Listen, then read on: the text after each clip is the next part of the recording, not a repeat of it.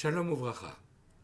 Je voudrais vous rapporter une anecdote racontée par le Rav Shlomo Levinstein qu'il a entendue de l'un des protagonistes.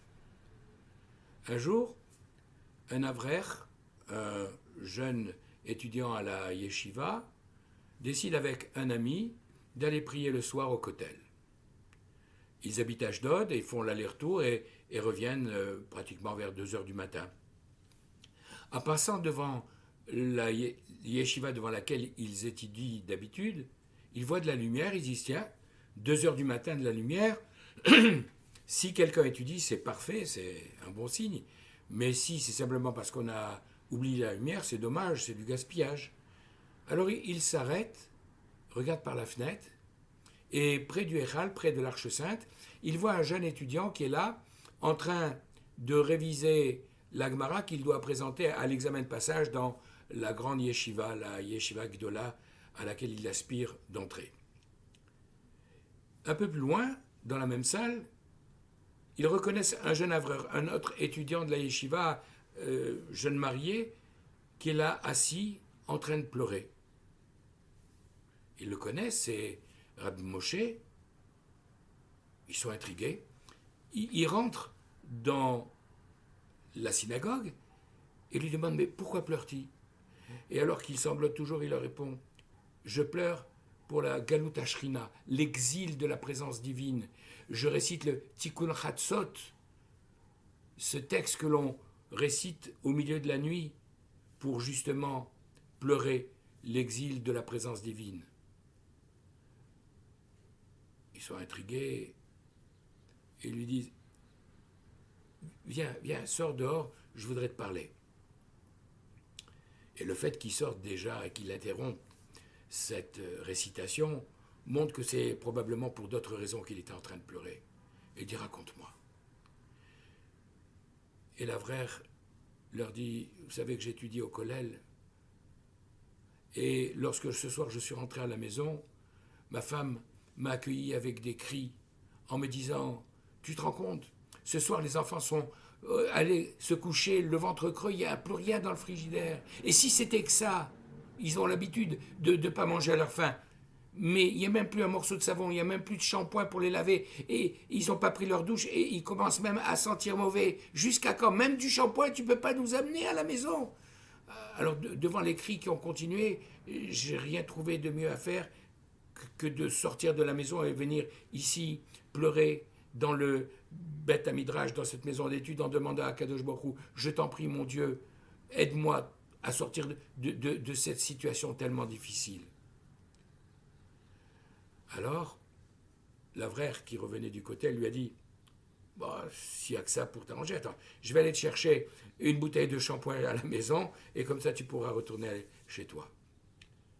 Et alors qu'il va vers la voiture, il s'est dit mais comme je suis stupide, est-ce que je crois qu'une demi-bouteille de shampoing va régler le problème? Il va vers son ami qui a fait le voyage avec lui et lui dit tu n'as pas un peu d'argent sur toi? Il fouille et il trouve quelques billets de 100 shekels. Voilà, j'ai quelques centaines de shekels. Moi aussi j'ai un peu d'argent. Tu sais ce qu'on va faire? On va essayer de trouver un petit supermarché encore ouvert à cette heure-là et on va lui acheter les provisions, les articles de première nécessité. Alors il commence à patrouiller dans les rues de Ashdod tout endormi et naturellement les supermarchés sont fermés. Après plusieurs tours, et ils finissent par voir au loin une enseigne allumée, écrit patouar ouvert 24/7. 24 sur 7, ça veut dire 24 heures sur 24, 7 jours sur 7. Ça veut dire que cette épicerie est ouverte même le Shabbat. Et il se dit, moi, j'ai jamais mis les pieds dans un magasin qui est ouvert Shabbat parce que je ne veux pas prêter la main à la profanation du Saint Shabbat. Mais là, je ne peux pas faire autrement, on ne va pas décevoir Rabbi Moshe en revenant les mains vides. Bon, exceptionnellement. Ils s'arrêtent, ils prennent un caddie, et comme ils n'ont pas beaucoup d'argent, ils le remplissent avec les articles indispensables de première nécessité pour lui permettre d'avoir quelque chose en rentrant à la maison. Ils vont à la caisse, ils payent, ils retournent à la voiture, et là, L'Avrère dit à son ami, tu sais ce qu'on va faire, on va tout mettre sur le siège de la voiture, et on va jeter les sacs. Parce qu'il y a marqué dessus, ouvert 24 heures sur 24, 7 jours sur 7, ça va être un chilul Hashem, une profanation du nom divin, si on voit que des gens comme nous, des religieux, sont allés acheter dans un tel magasin. Jetons les sacs, on se débrouillera, on trouvera un carton, quelque chose, pour lui permettre de transporter toutes ces fournitures jusqu'à la maison. Il y a quelqu'un qui s'approche d'eux à ce moment-là et qui dit bonsoir, je suis le propriétaire du magasin. Vous avez un problème avec les sacs? Et l'Avrère de lui expliquer que comme c'est marqué 24 heures sur 24, 7 jours sur 7, il ne voulait pas avoir un témoignage de la profanation du Shabbat dans le magasin où il venait d'acheter, donc ils ont préféré lui laisser les sacs. Et à ce moment-là, le propriétaire éclate en sanglots. L'Avrère ne comprend rien. Il dit, mais pourquoi tu pleures? Et il voit qu'il est bouleversé. Il dit, je vais te raconter. Je ne suis pas religieux comme vous, mais je suis traditionnaliste. Et depuis des années, j'étudie en Chavruta avec un Avrère, avec un étudiant d'Yeshiva au Kollel, qui, une fois par semaine, avec moi, m'apprenait certaines choses, et le peu que je savais, au fur et à mesure, je m'efforçais de l'appliquer. Je mets les tefilines. Je travaille moi-même, pas le Shabbat, j'essaye de respecter le Shabbat du mieux que je peux. J'ai des employés non juifs qui travaillent pour moi le Shabbat dans ce magasin, mais j'y mets jamais les pieds. Ce qui, par parenthèse, dit l'Avrère, est quelque chose d'interdit, mais ne l'interrompons pas. Et donc, il y a quelques mois, ma chavruta, mon compagnon d'études, a déménagé dans une autre ville et j'ai arrêté d'étudier.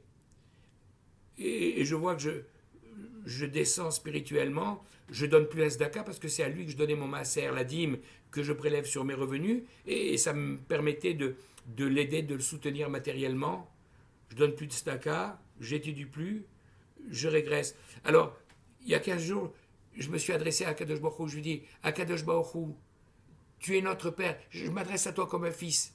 Si tu veux de moi, envoie-moi un signe. Une semaine a passé, il ne s'est rien passé.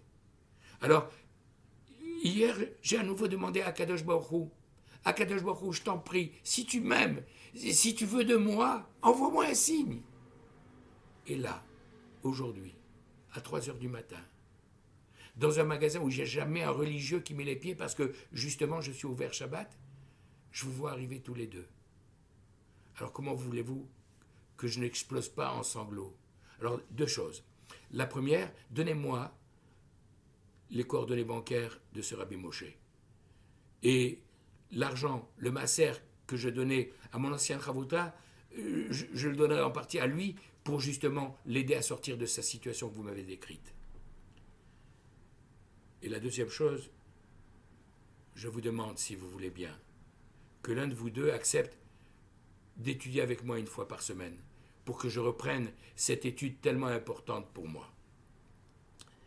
Alors, l'Avrère qui raconte ça, dit qu'il a commencé à étudier avec lui, et il a commencé par les lois concernant le Shabbat pour lui expliquer ce qu'il devait faire, et très rapidement, le propriétaire du magasin a décidé de fermer son magasin le Shabbat. Il a entendu l'écho de ce cri qui a été poussé il y a 3334 ans sur le mont Sinaï, au moment de la promulgation des 10 paroles, des 10 commandements que nous lirons cette semaine dans la Parashat Yitro, et qui dit « Zachor et Yom HaShabbat lekadesho » « Souviens-toi du jour du Shabbat pour le sanctifier. » Shabbat Shalom, Vechol Kut.